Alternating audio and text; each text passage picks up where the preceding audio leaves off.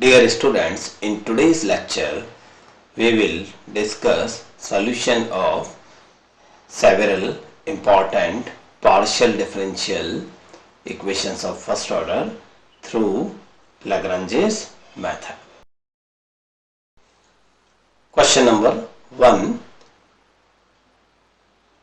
Y plus zp plus z plus x cube equals to x plus y. First of all, we have to identify that the given partial differential equation of first order is Lagrange's PDE or not.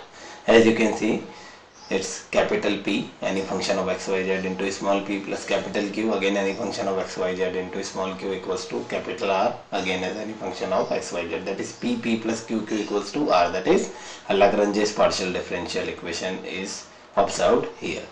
And for solving it, we always start with dx upon capital P, say y plus z equals to dy upon capital Q, z plus x equals to dz upon capital R, which is x plus y here.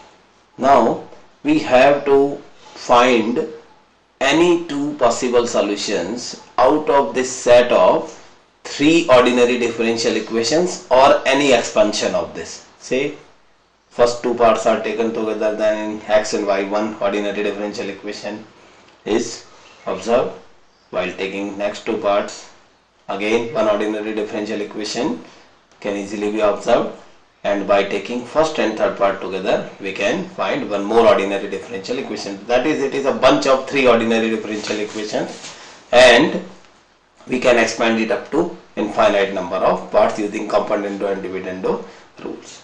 If possible, we should try to find any solution or solutions from that given set of solutions before any possible expansion.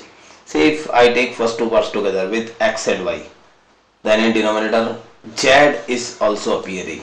That means these two parts can't be solved directly. If I take second and third with y and z, dy dz in numerator, but x is appearing in denominator.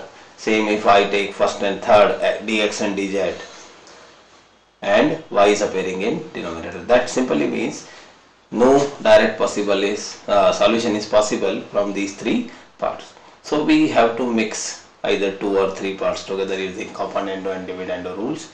Like I am taking 1 1 1 as multipliers. That means 1 1 1 and are multiplied with numerators and denominators, and then they are added together. So what will happen? 1 into dx plus 1 into dy plus 1 into dz in numerator, 1 into y plus z plus 1 into z plus x plus 1 into x plus y, as you can see, is in denominator.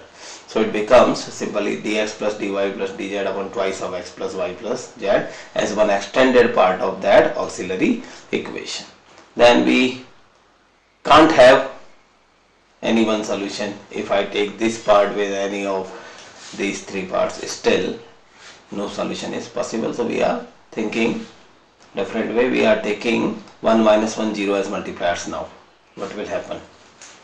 1 minus 1 and 0 in numerator and denominator both this side. So it becomes, say, 1 into dx minus 1 into dy. So dx minus dy upon y plus z minus z plus x, simplified as dx minus dy upon y minus x. Similarly, 1 and minus 1 with that and 0 with that will make it dy minus dz upon z minus y.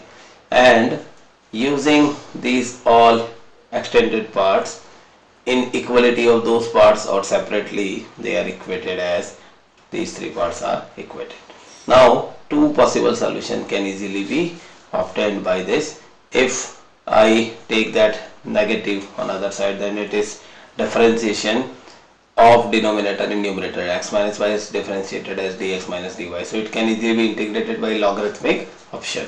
Same here, x plus y plus z's derivative is dx plus dy plus dz. So these two parts can be taken together to produce a solution. These two last two parts can be taken together, first and third part. That means there are easily two solutions which can easily be observed. Okay, so we will discuss that in next slide. As we were discussing in previous slide, taking first two members together, and then by integrated it is log of x plus y plus z plus twice of log of x minus y, that 1 by 2 taken there, 2 on other side, it's just simplification, and integrated in right hand side as log c1 for 0, and then by mixing all these logs, you know about all the properties of log, that 2 is taken as power of x minus y, and mixing these all logs together, one solution is obtained. We need one more solution.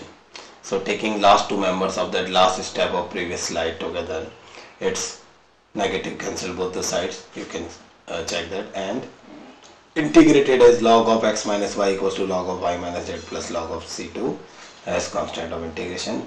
If you mix all these logs, you will find that second solution. So using first and second solution together, the final solution of given Lagrangian PDE is given as f, say u comma v equals to 0, u is one solution, comma v is other solution, constant c1 and c2 are not to be considered here, equals to 0. So f u comma v equals to 0 is the final solution. In next slide we will discuss one more important problem of Lagrange's partial differential equation.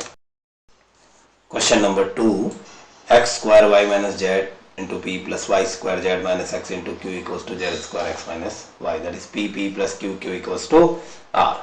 And for that, Lagrangian PDE dx upon capital P, that is dx upon x square y minus z equals to dy upon capital Q, that is y square into z minus x equals to dz upon capital R, that is z square into x minus y, is written there as auxiliary equation, using which we have to start the solution, start the proceedings of the solution. Now if we see first two parts together, dx, dy and z is involved there, dy, dz last two with involvement of x, and first third dx, dz with involvement of y. That means no direct solution can be obtained using these three parts, or combining these three parts with different possibilities in form of three different ordinary differential equations. No direct solution is possible, so we have to extend it. For that we will look forward towards some multipliers for componendo and dividendo rules, like 1 upon x square, 1 upon y square, 1 upon z square are taken as multipliers here. That means dx into 1 upon x square upon the denominator into 1 upon x square will cancel that x square, so it will be y minus z only, and 1 upon y square will make it z minus x, and 1 upon z square will make it x minus y, and then they are added together. What will be produced by doing that? Y minus z plus z minus x plus x minus y in denominator. Numerator is quite simple, dx upon x square plus dy upon y square plus dz upon z square. And in denominator, that is, we obtained 0, which is very important.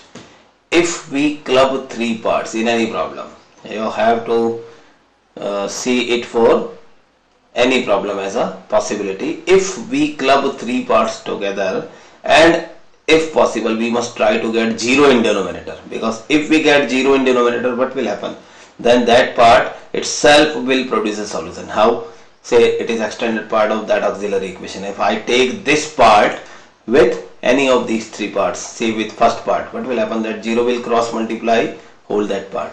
That means it will be dx upon x square plus dy upon y square plus dz upon z square equals to 0, as you can see there. It is taken with any of these three parts, and that 0 is cross multiplied in right hand side, it's producing 0. And if we integrate it, it's quite simple to integrate. Dx upon x square is integrated with minus 1 upon x, then next two terms as minus 1 upon y minus 1 upon z in similar pattern equals to constant of integration. Negative is taken as common, constant is replaced by c1. So it's one possible solution. We have to find one more solution, which we will see in next slide.